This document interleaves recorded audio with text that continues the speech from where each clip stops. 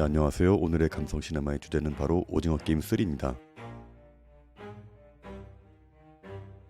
시즌2가 좀 기대에 이어서 3에선 뭔가 이 모든 걸 뛰어넘는 좀 대작이 나올까 기대 많이 했었는데 솔직히 좀 실망을 많이 했습니다. 왜 그러면 어떤 점들이 너무 아쉬웠고 혹은 이해가 안 갔는지, 내가 만약에 감독이었다면 어떻게 다르게 했을지, 그리고 그 안에서 배울 수 있었던 교훈도 한번 천천히 풀어보겠습니다. 일단 시즌2에서부터 성기훈이 다시 게임에 참가하는 것 자체가 많이 이해가 안 갔어요. 근데 원래 성기훈이란 인물 자체가 나이 먹어서도 늙은 어머니 집에 얹혀 살고 이혼당했으면서도 계속 경마가 든 도박에 빠져서 사는 정신 못 차리는 한심한 인물이었고, 게임에 참가한 것 자체도 돈을 많이 벌기 위해서 참가한 거잖아요. 근데 그렇게 해서 운 좋게 1등 했으면 그냥 그 돈 갖고 편하게 살면서 딸도 되찾고 살았으면 되는 건데, 갑자기 어떤 정의감에 불타서 딸을 보러 가는 비행기 안에서 다시 나오면서 그 게임을 진행하는 세력과 싸우러 가잖아요. 제가 의사는 아니지만 감히 유추해보건데 성기훈은 전형적인 과대망상증 중증 환자가 아닐까라는 느낌이 듭니다. 과대망상이라는 게 자신이 현실적으로는 전혀 그렇지 않은데도 과도하게 대단한 사람이라고 믿는 정신 상태를 말하는 건데, 예를 들면 자신이 유명한 인물이나 특별한 능력을 가진 사람이라고 믿거나 더 나아가서 세상을 바꿀 수도 있다는 힘을 가지고 있다고 굳게 믿고 있는 거거든요. 이게 나쁜 쪽으로 빠지면은 사이비 교주가 되는 건데, 그래도 다행인 건 성기훈은 품성 자체가 선하고 기본적으로 남을 도우려는 착한 마음씨를 가지고 있다는 거죠. 그 과대망상증을 가지게 된 계기가 어떤 건지 모르겠지만 아마도 그런 성향이 조금 있었는데, 그 시즌 1의 우승자가 되면서 자기가 어떤 특별한 존재가 되었다라고 굳게 믿게 된 것 같아요. 시즌 2부터 3까지 통틀어서 줄거리를 설명하자면, 운으로 우승한 놈이 그게 자기의 실력인 줄 착각하고 그 잘못된 과장된 믿음으로 사람들을 주도해서 다 죽게 만드는 줄거리라고 하면 정확해 보입니다. 제가 제일 싫어하는 유형 중에 어떤 인간이 있냐면요, 능력도 없는 사람이 신념만 있어가지고 자기의 만족을 위해서 혹은 개인의 영광을 위해서 욕심부리는 인간들 있죠. 일제 강점기 때 일본 장군 중에서 무타구치 렌야라는 인물이 있는데요, 조직이든 직장이든 가장 위험한 인간이 바로 무능한 주제에 신념만 있고 부지런한 인간인데, 이 인간이 딱 그런 인간이에요. 그러니까 자기의 무식함과 똥꼬집으로 작전마다 말아먹어서 자기의 일본군들을 거의 괴멸시키다 해서 오죽 일본군들에게 피해를 줬으면은 대한민국 정부에서 훈장을 줘야 한다는 말까지 나오는 인물인데, 성기훈이 딱 이런 인물이에요. 그 성기훈의 어처구니 없는 모습은 이미 공유가 시즌2의 원편에서 정확하게 이야기해주고 있죠. 성기훈씨, 게임에서 우승하셨다고 무슨 특별한 사람이라도 된 것 같으세요? 그 말이 사실 정답이에요. 성기훈이 게임에서 우승한 건 완전 운이었지 특별한 능력이 있는 게 아니었거든요. 자기가 많은 사람을 구하기 위해서 그 게임을 만든 세력들과 싸워보겠다고 무턱대고 달려가는 것 자체가 심각한 과대망상증이라고 보입니다. 그 게임장을 만든 목적 자체가 세계적인 VIP들의 재밌거리를 위해서 만든 건데, VIP라고 하면은 최소한 한 국가의 총리급이나 일론 머스크 정도 되는 인물들일 텐데, 과연 그게 정부나 국가의 묵인이 없이 그런 게 가능할까요? 그런데 그런 국가를 초월하는 세력을 자기가 싸우고 없애버리겠다. 만약에 제가 성기훈이고 정말 게임에 참가하는 사람들을 구하고 싶었다면요, 차라리 이렇게 했을 것 같아요. 일단 게임에는 참여를 하고 나서 거기 게임장에 모인 사람들에게 한 명씩 다가가서 이야기해줬을 것 같아요. 사실 나 이 게임의 우승자였다. 저놈들 여기 게임에서 1등해도 456억 안 준다. 생각해보라고. 저렇게 사람들 가둬놓고 무자비하게 게임 시켜놓고 죽이는 인간들이 게임에서 1등했다고 퍽이나 그 돈 주겠냐고. 그게 아니면 정말 성기훈이 사람들을 실제로 구하고 싶었다면 차라리 본 게임에 들어가기 전에 미리 준비해둔 편지를 놓고, 그러니까 아침에 모든 참가자가 발견하게끔 목매달아서 자살했을 것 같아요. 편지에다가 이렇게 써놓는 거죠. 나는 이 전 게임의 우승자고 이 게임에서 많은 사람들이 죽는 걸 보고 나서 어떻게 해서든 많은 사람들의 죽음을 막기 위해서 참가했고, 이렇게 여러분들에게 믿음을 주기 위해서 스스로 죽음으로써 이걸 증명하고 싶었다. 제발 나의 시체를 발견하고 나서는 다들 싸우지 말고 전부 X표를 눌러서 모두 집으로 안전하게 가길 바란다. 이렇게 했으면 정말 거룩한 죽음이 되는 거죠. 그러니까 제가 보기에는 반 이상은 성기훈의 말을 듣게 되었을 거고, 투표할 때 X표가 더 많이 나와서 사람들이 전부 다 그 게임장에서 나오는 게 훨씬 더 현실적인 방법 아닌가요? 그게 아니라 싸울 사람들을 모집을 해서 저 위로 올라가서 저놈들과 싸워서 이기려 가자. 결국 그 과대망상 때문에 많은 사람들을 죽게 만들었잖아요. 또 그리고 더 이해가 안 갔던 건, 그렇게 사람들을 죽게 만들어서 죄책감을 가지고 있다가 강하늘이 탄창을 늦게 가지고 오는 바람에 패배했다는 걸 알게 되니까 갑자기 강하늘한테 꽂혀가지고 밤새도록 째려보고 죽여버리려고 하는 것도 굉장히 이상했어요. 그리고 애초에 총격전을 가자고 하고 사람들을 모은 것 자체가 에러인데, 성기훈이야 사명감도 있고 원한이 있어서 그렇다 쳐도 다른 참가자들이 갑자기 없던 정의감이 생겨서 목숨까지 걸면서 이제까지 벌어온 상금까지 포기하면서 총격전에 나선다. 개연성이 별로 없죠. 오히려 숨어서 올라가지 않았던 강하늘의 선택이 더 현명하지 않습니까? 자기 때문에 친구도 죽고 사람들도 죽은 걸 보면서 제정신이 아닌 상태에서 어떻게 해서든 그 방어 기제로 이건 강하늘의 잘못이다라고 생각하고 그렇게 믿게 된 것 같아요. 제가 예전에 어떤 책에서 봤는데, 사람이 너무 큰 충격을 받으면요, 자기의 잘못을 다른 사람에게 떠넘기고 이건 무조건 너 탓이었어라고 강하게 믿고 희생양을 만들어서 거기에서 벗어나려고 하는 본능이 있대요. 근데 문제는 착한 사람인 건 맞는데 너무 일관성이 없어요. 근데 마지막 게임의 전날에 이병헌한테 칼을 받잖아요. 진짜 강하늘을 죽일 만큼의 분노가 있었으면 이병헌을 죽였어야지. 아무튼 이병헌한테 칼을 받은 다음에 남은 참가자들을 전부 죽이라는 말을 듣고 남은 인원들을 죽이러 가지만 갑자기 정호연의 환각이 보이면서 아저씨 그러지마 그런 사람 아니잖아 를 듣고 나서 사람들을 더 이상 안 죽이는 선택을 하기로 했으면 끝까지 그 신념을 지키든가 해야 되는데 말은 멋있게 난 끝까지 인간성을 지키겠다 우리는 말이 아니야 사람이야 를 말할 정도면 임시완한테 가서 네가 진정한 아버지고 준이를 사랑했다면 이 아이를 끝까지 지키라면서 자기가 뛰어내리든가. 근데 생뚱맞게 그건 답이 아니야.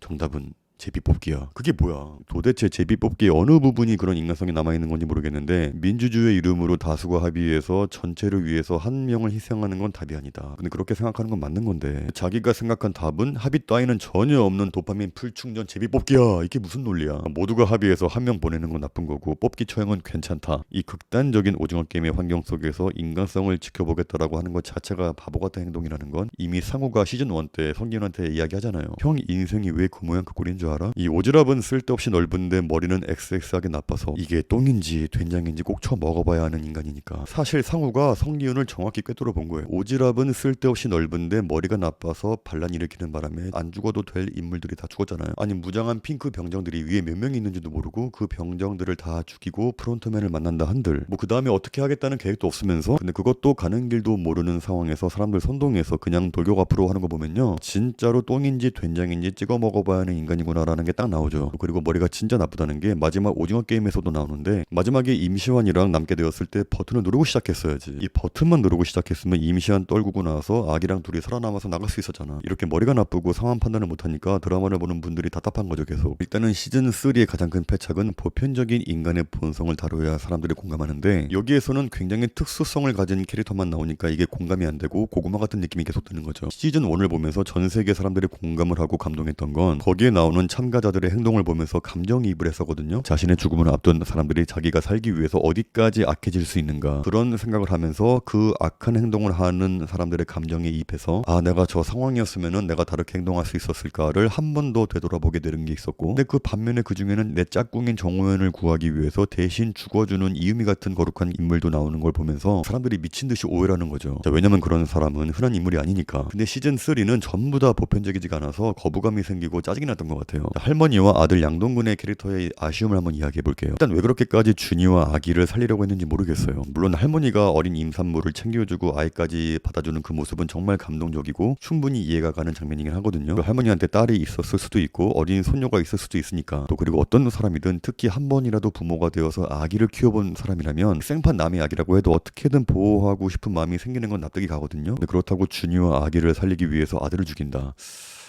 그 대본상에는 5일 정도 진행되는 게임인데 며칠 봤다고 아들을 버리고 아기를 탁한다. 또 그리고 성기훈한테 준이와 아기를 부탁한다 그러고 다음날 자살한다. 개연성이 너무 약하죠. 또 그리고 그 숨바꼭질 게임에서도 정말 답답했던 게 그 할머니와 준이가 결국 나가는 문을 찾잖아요. 이 세 개 다 열쇠 구멍에 꽂았고 이제 돌려서 나가면 되는 건데 그때 갑자기 양동근이 뒤에서 나타나잖아요. 엄마 비켜 나 쟤 죽여야 돼. 그때 양동근이 나왔을 때 3분인가 4분 정도 남은 시간이 있었는데 근데 그 정도 시간이면 충분히 다른 파란 조끼 찾아서 없앨 수도 있는 시간이거든요. 그러면 할머니가 정말 준이와 아기를 구하고 싶었으면 일단 준이부터 빨리 내보냈어야지. 아니면 준이가 먼저 알아서 눈치껏 나가든가. 준이가 나가면서 엄마랑 아들만 남았으면 설마 아들이 엄마 찌르겠어요? 정상적인 아들이라면 빨리 엄마를 내보내고 다른 파란 조끼 찾겠죠. 그 방에서 시간 다 보내면서 안 된다. 준이는 죽이면 안 된다. 애기는 살려야 한다. 양동근은 안 돼요 엄마. 쟤를 안 죽이면 내가 죽어 이러면서 시간 다 보내고 있고 준이는 아기 들고 계속 나가는 문 앞에서 벌벌벌 떨고만 있고 전 그 장면이 제일 짜증났었어요. 눈치 없는 준이와 상황 파악 못하는 할머니와 어리버리한 아들의 환장의 콜라보. 내가 양동근이었으면 아무리 그런 극한 상황이었어도 엄마가 저렇게까지 아기를 살리고 싶어서 필사적이라면 준이와 엄마부터 나가는 문으로 떨쳐내서 살려내고 남은 3분 4분 동안 다른 애를 잡으러 갔을 것 같아요. 만약에 제가 감독이었으면요 어차피 다음날 할머니가 자살할 거였으면은 할머니가 양동근의 손에 있는 칼을 자기한테 찌르게 해서 자신은 죽고 준이랑 아기랑 양동근을 살리는 쪽으로 가게 했을 것 같아요. 또 그리고 할머니가 죽어가면서 양동근의 손을 꼭 잡으면서 준이와 아기를 꼭 지켜야 한다라면서 죽었다면은 그게 더 훨씬 더 드라마적인 요소가 크지 않나요? 그러면 양동근은 준이와 아기를 위해서 자신을 희생한 어머님의 뜻을 받들기 위해서 다음 게임부터 필사적으로 준이와 아기를 지키는 모습을 보여주면서 희생하는 모습을 보여줬더라면 할머니의 죽음도 의미가 있고 그 양동근의 죽음도 의미가 있었을 텐데 하는 아쉬움이 있습니다. 근데 아들을 죽이고 나서 성기훈 옆으로 가서 갑자기 오은영쌤의 빙의해서 멘탈 코치 해주면서 생뚱맞게 준이랑 아기를 끝까지 보호하라고 하니까 그 시청자들의 입장에서는 갑자기 이게 되는 거죠. 물론 성기훈도 딸을 키워본 적이 있으니까 아기를 보호하는데 진심일 수 있겠지만 그렇게까지 대신 죽어줄 정도로 보호한다. 납득하기가 매우 어렵죠. 또 그리고 숨바꼭질 게임 자체가 되게 어설픈 게 파란 조끼들에게 열쇠가 하나씩 있었고 밖에서 열쇠로 문 따고 들어가는 구조면 제가 만약에 리더였으면요. 처음부터 파란 조끼들끼리 10명씩 두세 개 조로 나누어서 각자 한 조씩 방에 들어가서 아무도 못 들어오게 문을 막았으면은 파란 조끼 전부 사는 거 아닌가요? 제가 기억하기로 게임의 룰이 나가는 문을 찾아서 탈출하든가 아니면 제한 시간 동안에 생존하면 사는 거라서 어떻게 해서든 방에 모여서 문만 막으면 되는 건데 아무튼 다음에 임시완의 얘기를 해보자면 그 임시완도 짜증나는 고구마 캐릭이긴 한데 애초부터 불법 코인망을 만들어서 사람들 모집해서 투자하게 하고 다수의 피해자 만든 것 자체가 이미 양아치라는 건 확실했지만 그래도 준이를 사랑하는 마음이 있고 아기에 대한 부성애가 있어서 끝까지 책임지고 희생하는 모습이 있을까 기대했지만 역시나 양아치는 양아치다라는 본성을 숨길 수 없다라는 모습을 보여줌으로써 그래도 현실적인 인물이라서 거부감이 없었어요. 근데 하나 이해가 안 가는 건 이미 파란 조끼들을 여러 명 죽였기 때문에 이제 통과돼서 나가면 되는 거라서 이제부터 굳이 누구를 죽일 필요가 없거든요. 근데 굳이 자기를 위협하지도 않는 파란 조끼인 현주를 뜬금없이 뒤에서 칼로 찌르는 것도 이해가 안 갔고 그리고 준이의 캐릭터 준이가 아기를 낳는 순간에 저도 아기를 받아본 경험자로서 뭉클하고 눈물이 조금 났지만 이때부터 이미 나중에 스토리가 너무 예측이 돼서 이때부터 너무 재미가 반감되었어요. 이 오징어 게임은 글로벌 컨텐츠라서 절대로 아기가 살해당하는 장면은 안 나올 거라고 생각했거든요. 따라서 아기는 무조건 끝까지 생존하겠구나가 예측이 되고 그러면 분명히 아기를 위해서 준이가 희생될 거고 성기훈이 끝까지 아기를 감싸 안고 보호해주네.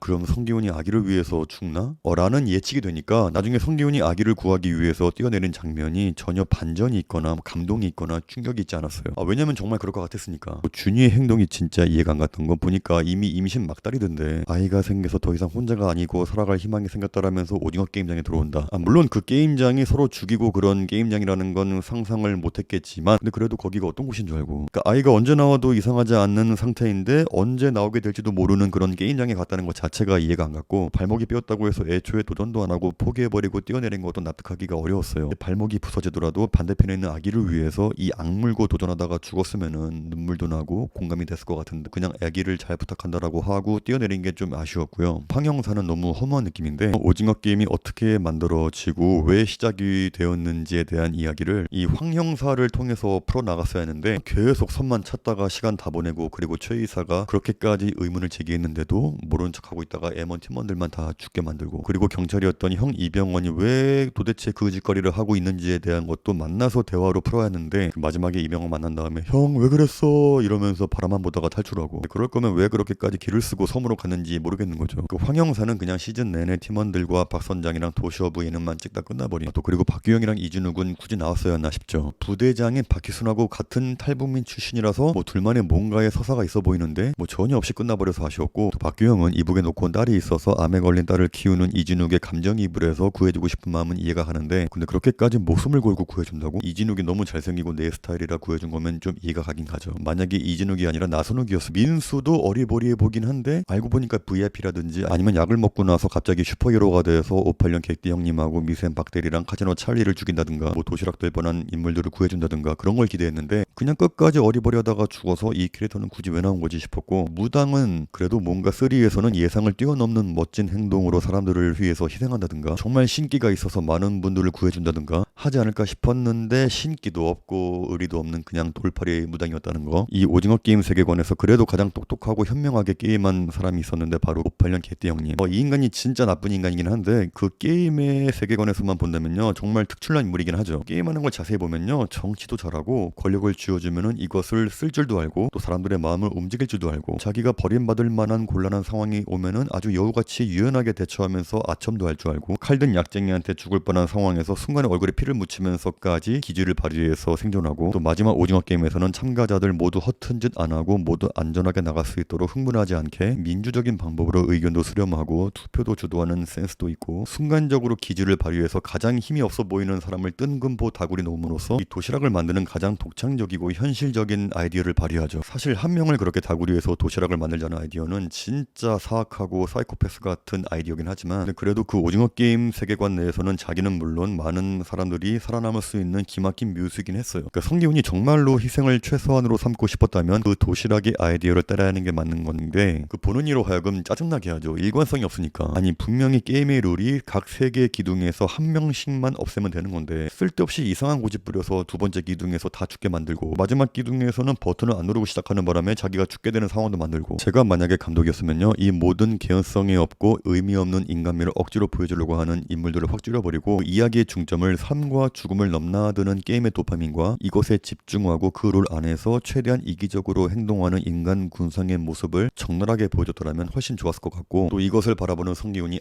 진짜 인간이란 믿을만한 존재가 아니구나 인간의 진짜 악랄한 본성과 이기심을 목격한 후에 흑화가 돼서 이병헌에 이어서 프론트맨이 되고 이병헌은 황영사랑 같이 평범한 세상으로 돌아갔으면 어땠을까 근데 실제로 정말로 뇌를 빼고 본다면 킬링타임용으로 재미있는 드라마인 건 맞다고 생각해요 개연성 무시하고 그냥 말 그대로 아무 생각 없이 본다면요 평타 이상의 작품인 건 맞는데 그래도 저한테 있어서는 이 드라마에서 큰 교훈도 분명히 있었어요 뭐냐면요 선택은 곧 책임이다 그 양동근의 어머님이 죄책감을 느끼는 성기훈에게 다가가서 죄책감 가지지 말라고 그 사람들은 다 각자 자기가 생각을 해서 선택을 해서 그런 방향으로 간 거였고 거기에 따른 결과도 어쩔 수 없는 거다 이 오징어 게임의 참가자들 중에서 강제로 끌려온 사람은 없죠 전부 다 자기의 선택으로 게임을 하게 되면은 돈을 벌게 해준다니까 스스로 전화해서 들어온 건데 분명히 나중에 그 중에는 엄청나게 후회하고 게임 진행자들을 원망하는 인물도 있었는데 애초에 길거리에서 만나서 대뜸 게임하자고 하고 딱지치기를 해서 이기면 돈 준다고 하고 뭐 지면 딱이 맞는 걸로 대신하라는 그런 제안 받는다면 또 그리고 게임하고 나서 어떤 더 큰 게임장에 참여하면 큰 돈을 줄 수 있다라는 말을 듣게 된다면 정상적인 생각을 하는 사람이라면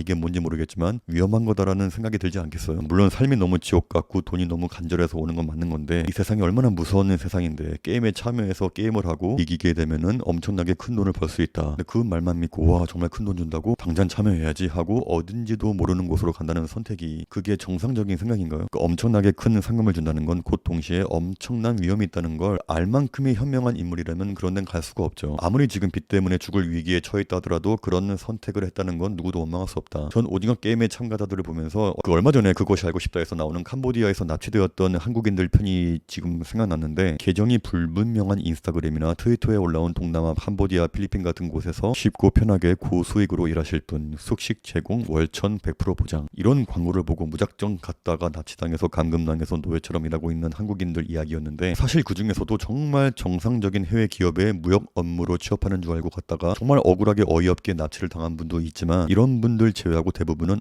동남아에서 쉽게 편하게 일하고 있는데 돈도 많이 준다고?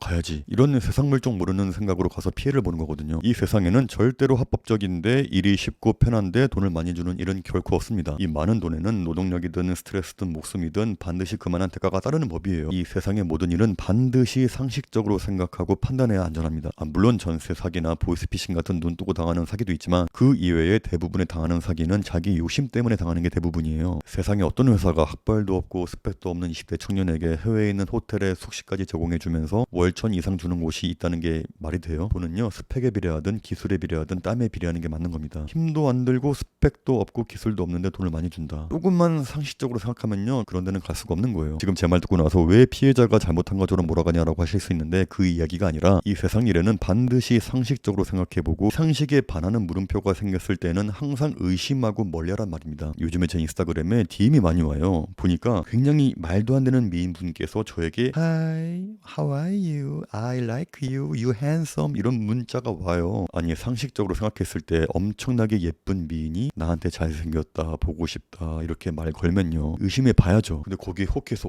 엄청나게 예쁜 미인이 나한테 말 걸었네 대화해봐야지 Thank you, you are beautiful too You need money? 오케이 이게 얼마나 같은 짓이에요. 또 만약에 어떤 사람이 자기한테 돈을 투자하면은 반드시 며칠 내에 일반적인 경제 상식을 뛰어넘는 뭐 30%의 수익금을 주겠다. 와 정말 그 정도의 수익금을 준다고? 와 이 사람한테 투자해야지가 아니라 상식적인 투자 금액의 수익금은 몇 프로인데 30%를 준다고? 이상한데? 이게 정상이라는 거죠. 또 오징어 게임의 세계관이 아니어도 우리 현실에서도 마찬가지거든요. 지금의 선택이 미래의 나를 만드는 거고 그 결과가 어떻게 나오든 간에 누구를 원망했어도 안 돼요. 사람들은 살면서 무슨 일이 생기면은 일단 남부터 원망하잖아요. 사실 내가 저쪽 동네 아파트를 사려고 했는데 어떤 부동산 업자가 와서 아이고 저 동네 집값 안 올라요. 차라리 이 동네 아파트 사세요. 그런가 해서 그 아파트를 샀는데 근데 정작 내가 산 아파트는 떨어지고 원래 사고자 했던 아파트의 집값이 엄청 올랐어. 그러면 그 업자에게 달려가서 멱살 잡고 주먹을 날려야 할까요? 어디까지나 선택은 본인이 한 건데 누구를 원망하겠어요. 이 오징어 게임의 교훈은 지금 당신이 내린 결정은 언젠가는 그것이 해피엔딩이든 배드엔딩이든 당신을 심판할 것이다. 누구도 원망하지 말라. 자, 이렇게 오늘 감성 시네마에서는 오징어 게임 3를 리뷰하면서 정말 아쉬웠던 이야기들과 내가 감독이었으면 이렇게 만드는 게 더 재밌었을 것 같다. 그런 이야기와 제가 생각하는 오징어 게임의 교훈에 대해서 이야기해봤는데요. 감독님들께서는 이 오징어 게임을 어떻게 보셨고 각자 생각했던 교훈이 있으시다면요. 댓글로 많이 부탁드리겠습니다. 긴 영상 끝까지 봐주셔서 감사합니다.